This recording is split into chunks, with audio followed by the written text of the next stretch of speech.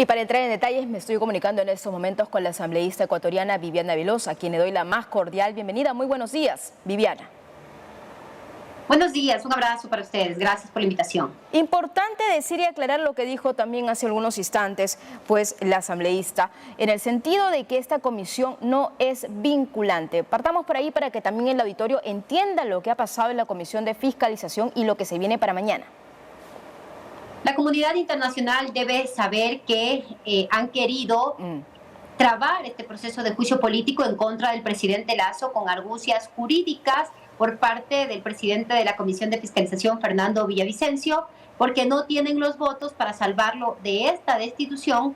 Por lo tanto, ahora lo que va a realizar el Pleno de la Asamblea Nacional después de la convocatoria del presidente de la legislatura es de activar el artículo 142 de la Ley de la Función Legislativa para que el Pleno, como máxima instancia de decisión, dé paso a una votación que se necesita la mitad más uno de sus integrantes y con esto dar continuidad a este proceso de juicio político en contra del primer mandatario. También hay que recordar que el informe que elaboró esa comisión es un informe que carece de validez jurídica porque nuestra misma ley que rige a la legislatura indica que para que estos sean válidos deben ser aprobados con mayoría absoluta de sus miembros, algo que no ha pasado porque no obtuvieron los votos y que incluso cerraron de manera abusiva la sesión porque ya se había presentado una moción con las respectivas observaciones por parte de 5 legisladores que daban paso al juicio político al presidente Lasso.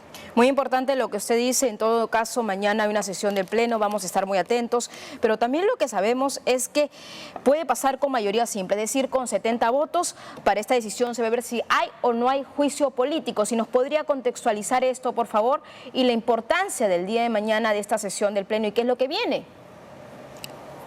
El día de mañana nosotros vamos a presentar una moción para que los miembros de la Asamblea Nacional con 70 votos aprueben la continuidad de este proceso de juicio político. Vamos a sostener, como lo hemos hecho siempre, vamos a demostrar con los elementos probatorios la responsabilidad política del presidente. Una vez que se aprueba con 70 votos, continúa con la aplicación del artículo 92 de la Ley de la Función Legislativa, ya en lo que tiene que ver con los plazos y la comparecencia del presidente al Pleno.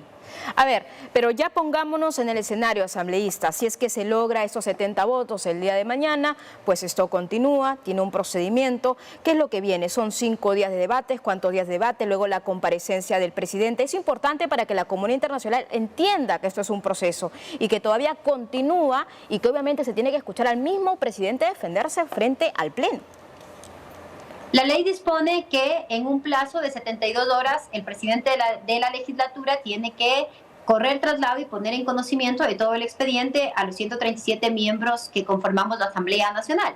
Posteriormente, hay 48 horas de una vacatio. Luego de cumplidas de estas 48 horas, empiezan a transcurrir 5 días plazos en las que en esos 5 días plazos, quien preside la legislatura tiene que convocar ya a la sesión de pleno para recibir al presidente de la República y también en este caso a los interpelantes para que presentemos nuevamente nuestras pruebas de cargo, así como las de descargo, y que el presidente le rinda cuentas al país. Una vez que ahí se escuche también los criterios del resto de miembros del Pleno de la Asamblea Nacional, se cerrará el debate y posteriormente a 5 días se convocará a una nueva sesión para ya dar paso a la votación de la censura y destitución del señor Lasso. Importante lo que usted dice para poder entender, digamos, la forma, pero vamos al fondo ahora. Escuchando también sus intervenciones y precisamente en la comparecencia del ministro de Energía y Minas, pues usted insistía mucho en la pregunta, ¿no?, de si él sabía o no tenía conocimiento del informe de Contraloría, incluso él como miembro también del directorio. Pero hay una pregunta que no le dejaron hacer, asambleísta, y nos gustaría que por favor nos pueda trasladar aquí cuál fue esa pregunta y por qué era tan importante también en este tramo de comparecencias. No permitían hacer las preguntas que nosotros realizábamos, que era para llevar a esa conducencia, para tener más fuerza de lo que ya hemos demostrado, la responsabilidad por parte del presidente de la República. Los funcionarios públicos, de acuerdo a nuestra Constitución, las autoridades, somos responsables por nuestras acciones y nuestras omisiones. Y el presidente de la República, investido de ese poder que le dieron en las urnas en el año 2021, él tenía el deber, la obligación de conocer lo que suceda en cada una de las carteras de Estado y también en las empresas públicas que manejan un monto de presupuesto de más de 14.000 millones de dólares. Y por lo tanto, cuando nosotros le hacíamos estas preguntas al ministro de Energía, que también desconoce todo lo que pasa en esa cartera de Estado y en las empresas públicas de acuerdo a su propia comparecencia, los miembros, los oficialistas, los miembros de la legislatura que defienden al gobierno,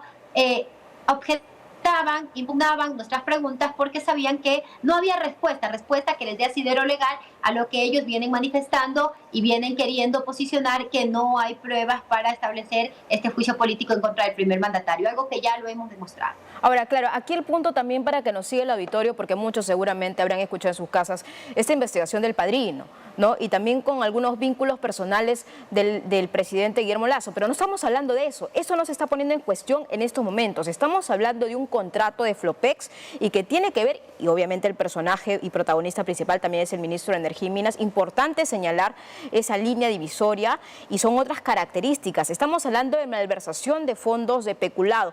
¿En cuánto se ha estimado este perjuicio al Estado y por qué? ¿Por qué es el protagonismo y por qué Guillermo Lasso sería la persona ahí clave o un actor clave para que se haya dado esto, obviamente, pues de forma lesiva contra el Estado ecuatoriano? Eso sí me gustaría que nos explicara, por favor, asambleísta.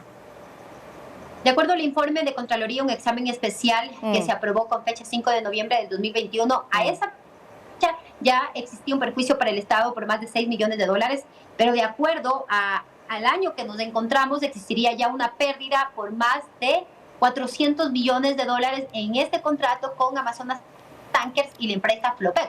¿Por qué es responsable el presidente de la República? Lo decía anteriormente. Cuando lo eligen presidente, también lo están invistiendo de ese poder y de la obligación del deber conocer. Y él, en su calidad de presidente y como garante de los recursos del Estado, él tenía que precautelar que no existan estos perjuicios. Él pone al frente del directorio de las empresas públicas al señor Hernán Luque Lecaro, su hombre de confianza que trabajó para él por más de 20 años en el Banco de Guayaquil. Como este señor no tenía título de tercer nivel ni el conocimiento para presidir la empresa pública, mutila la ley en un decreto y algo que reforma la ley, la mutila y que solo es competencia de la legislatura para allanar el camino para que el señor Luque Lecaro pueda presidir estos directorios. El presidente tuvo múltiples denuncias de los gerentes de la empresa pública Flopex, del señor vicealmirante Johnny Estupiñán, tuvo informes que alertaban la corrupción y la no conveniencia de seguir con este contrato, pero pese a todas esas alertas, el presidente permitió que el señor Lecaro siga en el cargo, nunca elaboró un decreto para removerlo y separarlo, nunca presentó una denuncia en la fiscalía y recordemos que el delito de peculado aquí en nuestro país es precisamente por permitir la distracción de fondos públicos para beneficiar a terceros, en este caso Amazonas Tankers, también a su cuñado Danilo Carrera y al mismo señor Hernán Luque Lecaro. Como nunca hizo nada, el presidente es responsable políticamente porque no cumplió con su mandato constitucional y legal en su posición de garantizar y proteger los recursos de los ecuatorianos. Quedó claro, asambleísta, es la postura prácticamente de la oposición y ahí está, y tiene que ver precisamente con este contrato. Gracias a Viviana Alveloz, asambleísta ecuatoriana, por su tiempo. Un abrazo, muchas gracias.